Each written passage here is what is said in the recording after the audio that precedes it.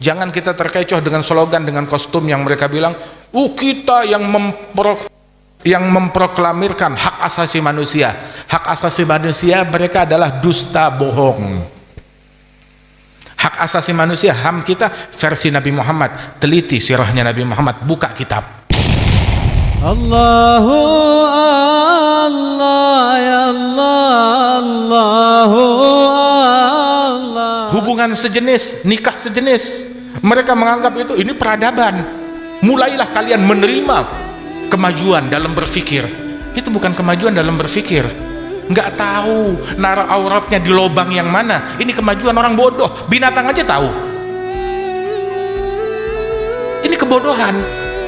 Apakah kepandaian dia dalam berhitung, dalam teknologi, terus membuat dia jadi cerdas? Dia nggak tahu hal yang paling mendasar dalam kebutuhan manusia. Dia nggak tahu lubang yang mana yang benar. Waliyadzubillah min dzalik. Terus nganggap ini adalah ada modern, ada kemajuan, ini adalah peradaban. Itu adalah kebiadaban. Bahkan dia nggak rela. Kalau kamu rela istri kamu menjadi transgender, tukar kelamin, yang mendukung transgender dan semacamnya, kamu rela, ayo sudah, kamu punya istri, kamu punya suami, ayo udah, suami kamu dirubah transgender, kamu bisa terima? Dia nggak terima. Loh, suami saya jadi transgender, berpindah kelamin, istri saya berpindah kelamin, nah terus bagaimana cerita? Dia aja muak mendengarnya. Anak kamu berubah jadi transgender, dia nggak rela. Bapaknya, ibunya, dia nggak rela dengan hal yang semacam itu. Terus dia mau praktekkan itu, sebarkan di kalangan umat Islam. Nafsu binatang begitu terpuruk, binatang aja tidak melakukan hal itu. Ayam mama ayam, nggak ada betina datangin betina, jantan datangin jantan. Tikus nggak melakukan hal itu, kecoa tidak melakukan hal itu, kerbau, sapi tidak melakukan hal itu.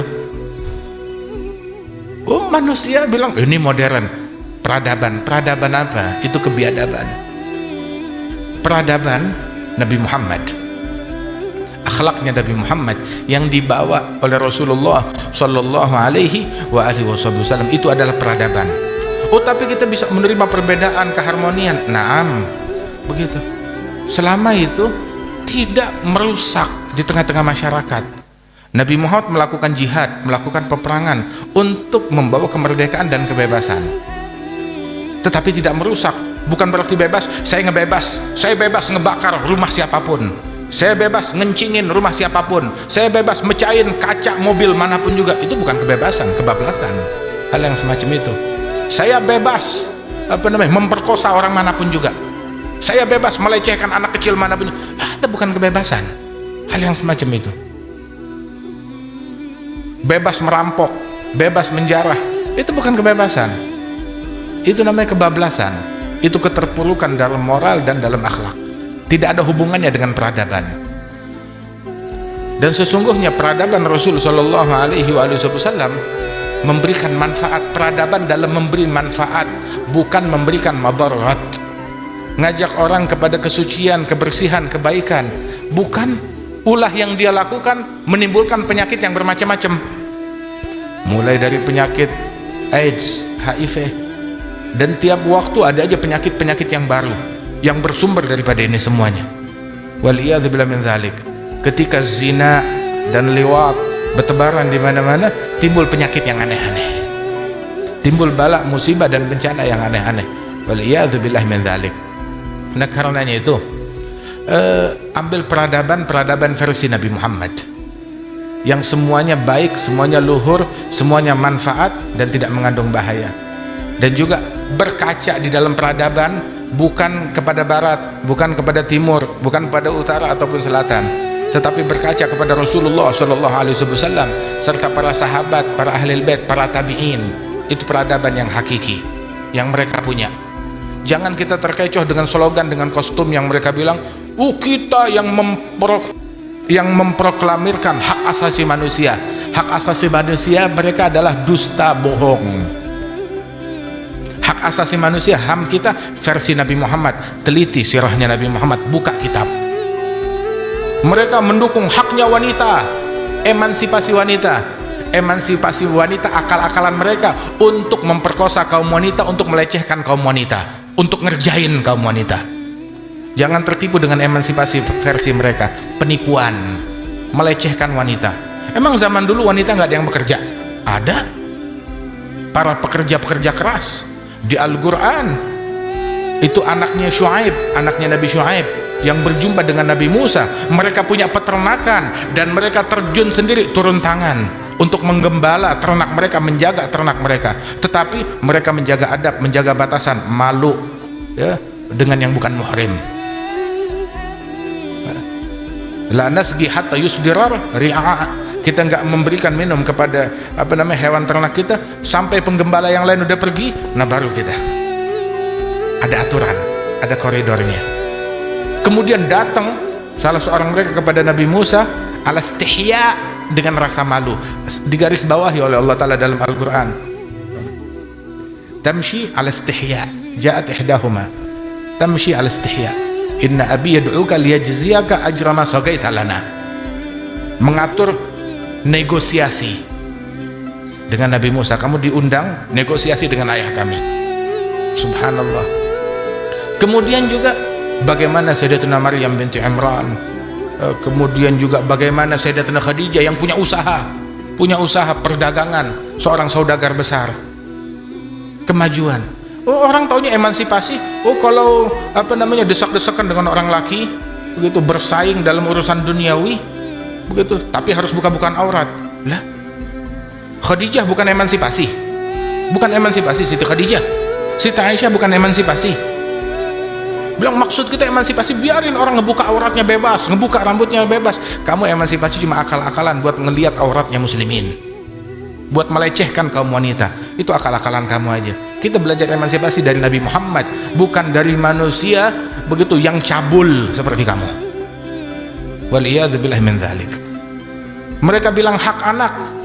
Pelecehan anak paling banyak terjadi di negerinya mereka, di rumah tangganya mereka. Hampir tiap rumah ada pelecehan terhadap anak. Oh, kita terus mau belajar kepada orang-orang cabul kayak begitu, orang-orang hina kayak begitu. Belajar dari Nabi Muhammad. Kadzalika ja'alnakum ummatan wasata litakunu syuhada 'alan nas. Kita jadikan kalian ini umat wasata. Wasata moderat, bisa diartikan moderat. Tapi wasat juga diartikan hadza al-awsat, al-ahsan, al-afdal, menjadi umat yang paling mulia. Kita menjadi rujukannya umat lain dalam moderasi, dalam toleransi, dalam peradaban, dalam memberikan haknya wanita, dalam menjaga, menjunjung tinggi haknya anak. Orang baru sekarang jerit-jerit haknya kaum wanita. Kemana wanita tahun 1800 abad ke-18 di Eropa sana? Kamu apakan kaum wanita? Baru jerit-jerit sekarang tentang hak asasi manusia. Apa yang kamu lakukan dengan orang-orang merdeka, kaum kulit hitam yang kalian culik dan dijadikan budak secara paksa dari Eropa? Terus kamu baru sekarang teriak hak asasi manusia? Sampai sekarang terjadi diskriminatif terhadap warna kulit di parlemen kalian, di negara-negara kalian. Terus kali orang macam kalian begini mau ngajarin saya, mau ngajarin kita umat Islam tentang hak asasi manusia? Waliyadzubillah min dzalik. Enggak. Kita belajar dari Nabi Muhammad yang memuliakan harta tawanan perang, dijamu dengan makanan terbaik yang dimiliki. Harta tawanan perang dijamu dengan jamuan yang terbaik yang kita punya. Kaum wanita dijaga, dihormati, diistimewakan. Orang tua di rumahnya kaum muslimin, sampai tuh menu makanan tergantung, lihat ibu maunya makan apa, ayah maunya makan apa.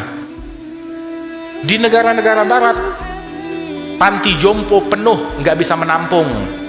Di Inggris sana orang kewalahan, ada sekian ratus ribu lansia yang tidak punya orang yang ngurusin dia, ditinggal sama keluarganya, dikeluarkan sama keluarga, nggak mau nanggung. Kenapa? Udah nggak produktif, nggak ada gunanya. Bahkan di daerah Jepang, di mana di beberapa tempat dibawa ke hutan bunuh diri, udah sono masuk dah, suruh bunuh diri ke sana. Ada peradaban yang kamu bilang? Peradaban Islam, orang tua di rumah dianggap jimat, karamat, kemuliaan yang membuat rumah menjadi bercahaya. Tiap pagi dan sore anak, cucu, mantu datang kepada kakek mereka, dia cium tangan, dia salaman, ditanya, abah mau makan apa, maunya minum apa, sukanya apa, menu hari ini mau masak apa. Subhanallah, ditanyakan pendapatnya, bukan dikucilkan. Di majelis dimuliakan, dihormati, ditaruh di tempat yang paling istimewa. Subhanallah, ini peradaban Islam, peradaban Nabi Muhammad Shallallahu Alaihi Wasallam, peradaban yang hakiki. Kalau kita mau cari peradaban yang lain, yang kita temukan bukan peradaban, kebiadaban. Kalau ada keindahan, ya, tapi dia punya nilai baik. Negara ini punya nilai baik, adat dari negeri ini punya nilai baik. Fama min khuluqin fil bariyati mahmud illa wa huwa mutalaggan an zainil wujud. Tiap nilai baik yang mereka punya, Islam sumbernya dari agama Islam. Jadi nggak usah pergi jauh-jauh, ambil dari sini. Kita menjadi rujukan litakunu syuhada 'alan nas. Standarisasi dalam peradaban kita umat Islam, bukan mereka. Orang-orang yang melakukan kejahatan dan keburukan, mereka gagal dalam segala hal, cuma dikasih atribut kostum seolah-olah mereka orang yang sukses dalam segala hal. Akan tetapi kita diberikan kebaikan, keberhasilan dalam segala hal, tetapi kita melupakan nikmat yang Allah Ta'ala berikan kepada kita. Kita terbuai dengan hal-hal yang demikian. Nahnu qaumun a'azzanallah bil Islam. Kita kaum Allah muliakan kita dengan Islam. In ibtaghaina al-'izzata bighairihi adzallana Allah. Kalau kita cari kemuliaan dari selain Islam, niscaya kita akan dihinakan oleh Allah jalla jalaluhu ta'ala azamatuh.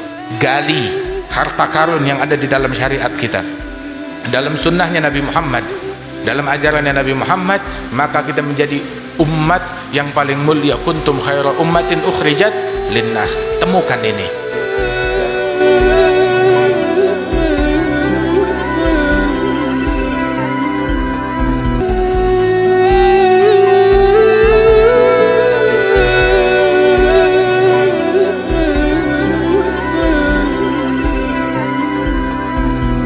الزم باب ربك واترك كل دون واسأله السلامة من دار الفتون.